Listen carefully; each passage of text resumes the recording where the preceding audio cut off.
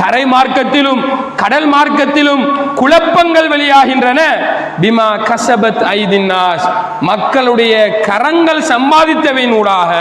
லியுதீகஹும் பஅதல்லதி அமிலு, இந்த உலகத்திலே அவர்கள் மேற்கொண்ட பாவங்களில் சிலதை தண்டனைகளாக அவர்கள் ருசிக்க வேண்டும் என்பதற்காக, சுவைக்க வேண்டும் என்பதற்காகத்தான் இவ்வாறான அனர்த்தங்கள் பூமிகளிலும் கடல்களிலும் நடந்தேறுகின்றன.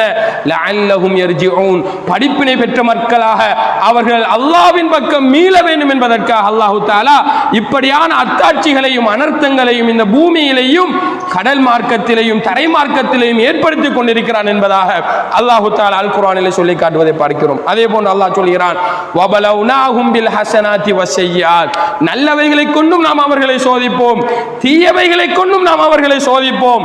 லஅல்லஹும் யர்ஜிஊன், அவர்கள் அல்லாஹ்வின் பக்கம் மீள வேண்டும் என்பதற்காக அல்லாஹ் அல் குர்ஆனிலே கேட்கிறான். ஒவ்வொரு வருடமும் ஒரு தடவை அல்லது 2 தடவை அவர்களை நாம் சோதிக்கிறோமே, இப்படியான சோதனைகளை அல்லாஹ் தஆலா எங்களை நோக்கி தருகிறானே, நாங்கள் எங்களுடைய பாவ காரியங்களை விட்டு நீங்கி அல்லாஹ்விடம் தௌபா செய்ய வேண்டும் என்று அவர்கள் நினைக்க கூடாதா என்பதாக என்ன செய்கிறான் அல்லாஹ் தஆலா அல் குர்ஆனிலே எங்களை நோக்கி கேட்கிறான்.